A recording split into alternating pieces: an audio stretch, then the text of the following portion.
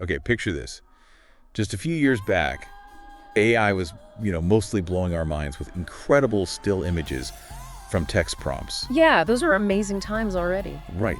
But now, here in 2025, the pace is just, it's wild. We're not just making static pictures anymore. We're taking those images, could be AI art, a photo, whatever, and bam, turning them into actual moving video scenes. And that jump from a single frame to a little story unfolding, it's more than just a tech upgrade, isn't it? Definitely. It's really changing how creators even think about making visual stuff. The sources we're looking at today call it a genuine paradigm shift. Totally agree. So for this deep dive, we've gathered a bunch of material focusing exactly on this. AI tools in 2025 that let you turn images into video. Right. And our mission here is to, cut through all the hype, pull out the really important insights from these sources, and help you figure out what's driving the scene and which tools are really making waves right now. And it's not just about the tech itself, is it? It's impacting workflows, opening up brand new creative avenues, and, this is a big one, it's making video production accessible to way more people, democratizing it, really. Okay, so let's maybe unpack that evolution just a little first. We had that first big wave, tools like Stable Diffusion, Midjourney, fantastic for stills. Incredible, yeah. But the sources really hammer home that 2025 is all about motion. And image to video is a huge piece of that puzzle. It's not just like adding glitter, it's adding a whole new dimension. Exactly. A still image captures a single moment. Right. But adding time, adding motion, that transforms the moment. It opens up narrative possibilities. Yeah. And the key thing about image to video specifically is it gives creators this really powerful starting point that they control. Oh, that's a great point. It makes a huge difference. You might have like this amazing piece of Midjourney art you tweaked forever, or a character design you nailed, or even just a photo you love. You could start your video right there, which helps keep that visual style consistent, Yeah. You have control over the look right from the get-go. Maybe more than just starting from scratch with text. Exactly.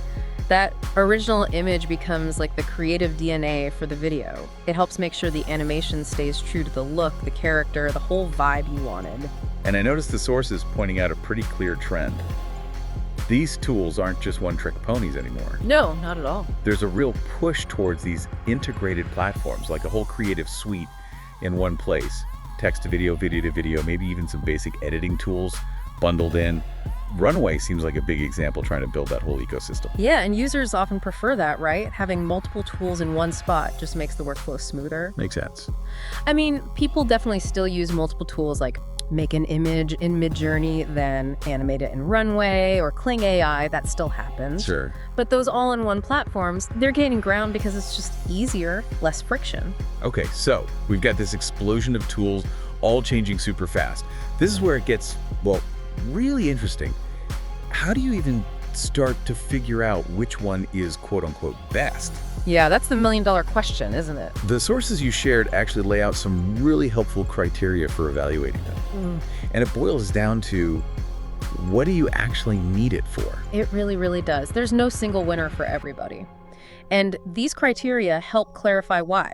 The first big one, maybe the most obvious, is output quality. Right. How good does it look? Well, yes, but it's more than just looking pretty. It's about how functional the output is for what you're trying to do. Okay, functional. How so? What should we be looking for specifically? Okay, first up is what the sources call transformation fidelity. How well does the AI actually translate the original image's style and, the content into movement? And a huge piece of this is character consistency. This comes up a lot. Runway's Gen 3 model, for example, is mentioned as making big strides here. Right. Because if you have a character, you need them to look the same frame to frame, not suddenly have different clothes or eye color. Exactly. Blue eyes gotta stay blue eyes. That's crucial. Got it. And then the movement itself. That's motion realism. Is the animation smooth? Does it feel believable? Does it avoid all those weird AI video glitches like flickering or things morphing unnaturally or physics that just feel off? Yeah, the uncanny valley of AI video. Totally. Google's VO, for instance, is apparently focused on trying to iron out those inconsistencies. And Kling AI, in their 1.6 version, reportedly uses some 3D reconstruction techniques to make human movement look more convincing.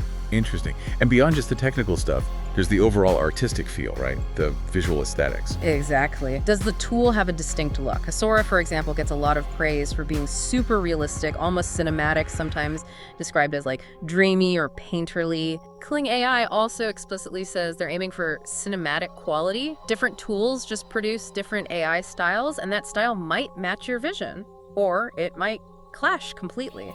And then the really practical thing, especially if you want to use this stuff professionally, resolution. Oh, absolutely vital. The sources mention tools hitting 720p, 1080p, but there's a big push towards 4K now. Yeah, 4K seems to be the next benchmark. VO2 apparently already supports 4K, and Kling AI has it on their roadmap. Higher resolution just gives you more detail, more flexibility for bigger screens, or if you need to crop in later. Okay, so quality is key. Yeah. But moving beyond just how it looks, the feature set and creative control.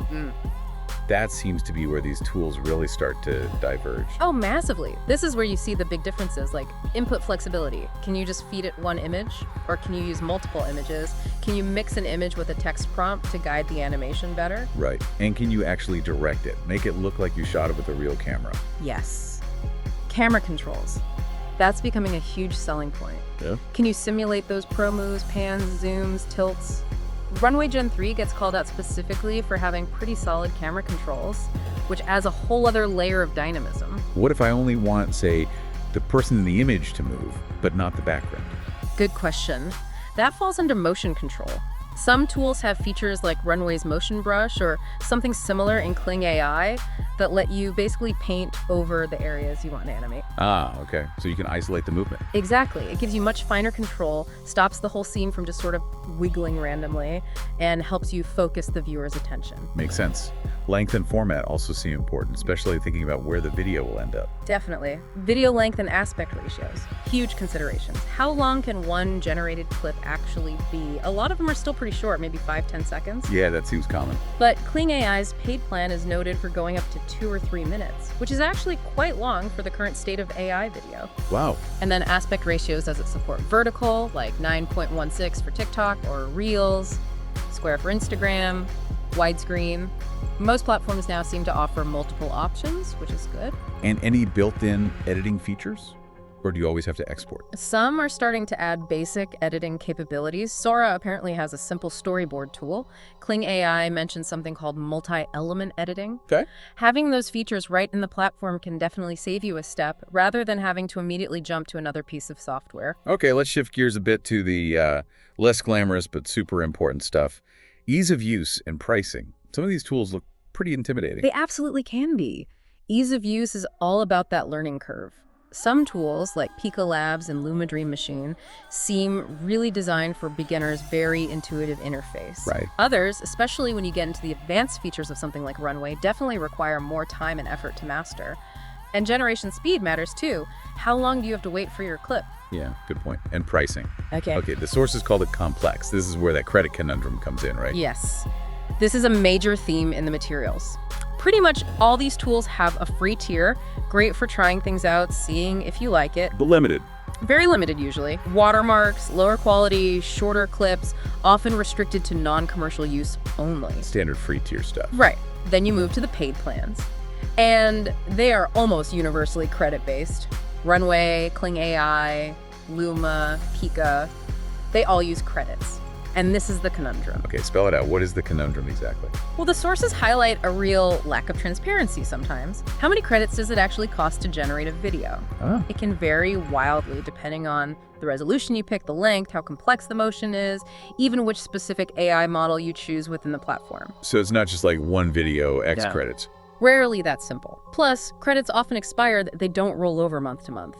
So it becomes really hard to predict how much you'll actually spend, which makes budgeting a nightmare, especially if your needs fluctuate. Right. And even plans that might be marketed as unlimited often have fine print, like fair usage policies, that can still cap you. So that headline, price per month, it might not tell the whole story at all. You could chew through those credits way faster than you think, depending on what you're doing. Exactly. You really have to dig into the details. And predictably, the higher priced tiers are where you unlock the best quality, the longer durations, get rid of watermarks, and crucially, get the rights to use the videos commercially. Standard upselling. It's the standard model. But the takeaway is, Look very closely at how credits are consumed for the specific kind of video you actually plan on making. That is super important advice for anyone thinking about using these tools seriously. Understanding all these criteria, quality, features, ease of use, cost, and think helps you cut through the noise and figure out which tool really fits your project, your budget. Precisely. It shifts the question from what's the absolute best tool out there to which tool is the best fit for me and what I need to do. Okay, so based on all that and drawing just from the sources we have, let's do a quick spotlight on some of the main players and what they're reportedly good at, specifically for this image-to-video thing. Sounds good. Let's start with Runway. The materials describe it as pretty comprehensive, known for offering extreme creative control. Right. Especially with their newer models like Gen 3 and Gen 4 is probably out or coming soon. Features like the motion brush and director mode get mentioned a lot. Seems ideal for professional filmmakers or artists who really need that fine-grained control. But maybe complex. Yeah. And potentially pricey with the credits. Yeah, that's the trade-off mentioned. Complexity and cost can be factors. Okay. Then there's Kling AI, aiming for that cinematic quality. Yes, Kling AI is noted for targeting that cinematic look. Their multi-element editing for precise control and, significantly, the ability to make longer videos on the paid tiers up to 2 or 3 minutes seem like key selling points. How's the quality compared to, say, Sora? Some sources suggest its realism might not be quite at Sora's level of hyper-realism, but it strikes a good balance between quality and control. Gotcha. For pure speed and simplicity, Pika Labs sounds like a frontrunner. Definitely. Pika Labs gets highlighted again and again for being super fast and incredibly easy to use, positioned as perfect for social media content. Yeah. It has some unique, fun features like peak effects and additions, and apparently a pretty generous free plan. Its strength is clearly speed and ease over deep, complex control. Makes sense for social. What about Luma AI Dream Machine? Luma AI also gets points for being easy to use. Its niche seems to be generating really realistic, almost 3D feeling motion from images. It uses something called image referencing to keep things consistent. Good for getting quick, polished visuals. Maybe shorter clips. Yeah, the sources mention its videos tend to be on the shorter side, typically around 5 to 10 seconds. Yeah, and then the big one everyone talks about, OpenAI Sora. Right. Sora is consistently cited for stunning realism and really imaginative output. It seems to understand prompts very deeply and create stuff that just feels cinematic. And it's accessed via ChatGPT. Yeah, through the paid ChatGPT subscriptions, like Plus or Pro. The sources do mention it can be slower to generate clips sometimes, and like other tools, it still has limitations with physics or complex actions, especially in longer sequences. But that overall visual quality is its standout feature, along with some integrated editing tools like a storyboard. Okay, and finally, Google Veo. Google Veo is also playing in the high-quality realism space. It's noted for understanding cinematic terms in prompts. The key thing here is the dual access model mentioned in the sources. Right, the 2 versions. Yeah. Veo 2 can do 4K in clips over a minute long, but that's through Google's high-end Vertex AI platform, really aimed at businesses and developers, likely expensive. Then there's Veo 3 for consumers, which adds sound, nice feature, but seems limited to shorter 8-second clips at 720p resolution in the standard plans. So a very different cost and capability structure depending on which Veo you're talking about. Wow, okay, so pulling all these threads together, it really sounds like the sources are screaming. Oh. There is no single best tool. Not even close. Absolutely not. That's the clearest message. You have to compare them based on what you need and what you value. Like that fundamental choice, quality versus style. Do you absolutely need hyper-realism like Sora or maybe Runway offers? Right. Or does the specific, maybe more stylized AI look of a tool like Pika actually fit your project better? Your creative vision dictates that. And then that other big trade-off, control versus simplicity. Crucial difference.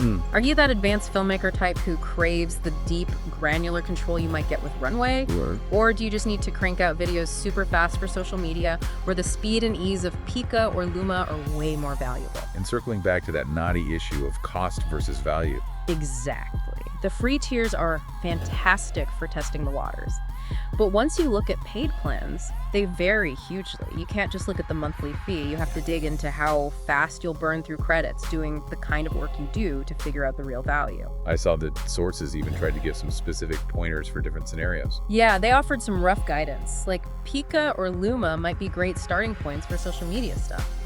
For more professional or artistic projects, people often look towards Runway, Sora, or Kling AI. And for beginners, or tighter budgets. Kling AI and Pika were mentioned, along with a couple of others like Hailu or Pixverse as potentially good options there. And then for specific business uses, like marketing videos or AI avatars talking, tools like Synthesia or Lumen 5 come up, sometimes alongside Runway for more branded content needs. And you mentioned that idea of ecosystem lock-in earlier, too. Yeah. That feels relevant here. It really is. The sources touch on this. If you spend weeks learning the ins and outs of a complex tool like Runway, You're invested. you're invested. Or if the tool is built into a platform you already live in, like Sora inside ChatGPT, you might just stick with it out of convenience, even if another tool pops up with one specific feature you like better. It's just a practical reality. Okay, looking forward now. The sources are crystal clear. This field is not slowing down. They literally call it a generative AI arms race. Yeah, buckle up. What we see today is definitely just a snapshot in time. We should expect rapid improvements, and soon. Like what specifically? What's on the horizon based on the sources? Well, longer videos is a big one. Overcoming those current limits where clips are often just a few seconds seems like a major focus for everyone. And better quality, higher resolution. Absolutely. Higher resolutions becoming the norm. That push to 4K and probably beyond will continue.